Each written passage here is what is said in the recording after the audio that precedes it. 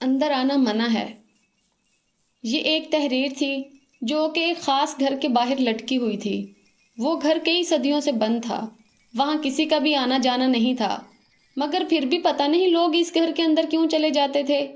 شاید وہ باہر لٹکی ہوئی اس تحریر کو نہیں مانتے تھے، مگر کچھ تو عجیب تھا جو اس گھر میں تھا۔ یہ گھر 1890 کو بنایا تھا، جس میں ایک فیملی رہتی تھی، مگر ان سب کی پر اسرار موت نے سب کو ہی حیران کر دیا تھا۔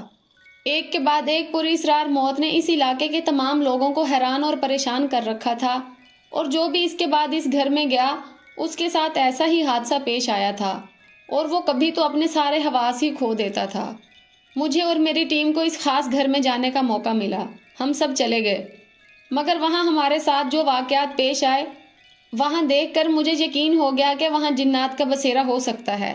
ابھی رات کے 3 بھی نہیں بجے ہوں گے اور ہم سب وہاں سے باہر آ گئے، کیونکہ عجیب و غریب آوازیں، بار بار کسی چیز کا گرنا، کبھی کچھ ہو جانا تو کبھی کچھ ہو جانا۔ ہم وہاں زیادہ وقت رک ہی نہیں سکے۔ ہمارا مقصد وہاں کی ریسرچ پوری کرنا تھا، مگر وہ ایک پر اسرار جگہ تھی کہ جہاں ہمارا رکنا اب کسی خطرے سے کم نہیں تھا۔ وہاں ہمارے ایک ساتھی کو اچانک دمے کا حملہ ہو گیا، جبکہ اسے کبھی بھی ایسا مسئلہ نہیں تھا۔ ایک کو ایک ایسا زوردار تھپڑ لگا کہ وہ دور جا کر گرا، اور ایک کو تو ایسا لگا کہ کوئی پر اسرار چیز ہی اس کے اندر داخل ہو گئی تھی۔ بس اب ہم وہاں زیادہ نہیں رک سکتے تھے۔ ہم نے اپنا پورا سامان پیک کیا اور ہم اس گھر سے باہر آ گئے۔ اس وقت آدھی رات کا وقت تھا، ہم سب باہر تھے اور ڈرے ہوئے تھے، تو ہمارے ایک ساتھی کو وہاں کوئی نظر آیا جو کہ ہل رہی تھی۔ جب ہم اس کے پاس گئے تو کیا دیکھتے ہیں کہ وہاں ایک عورت ہے جس کے بال اس کے چہرے پر تھے۔ بس یہ دیکھنا تھا کہ سب نے چیخیں ماری اور وہاں سے بھاگ نکلے، کیونکہ اس کے پاؤں الٹے تھے۔ آج بھی جب وہ قصہ یاد آتا ہے تو رونگٹے کھڑے ہو جاتے ہیں۔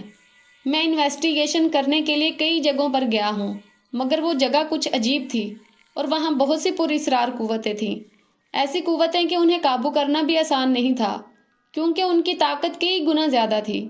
میرے دوستوں، کوشش کریں کہ کبھی بھی ایسی جگہوں پر کبھی نہ جائیں۔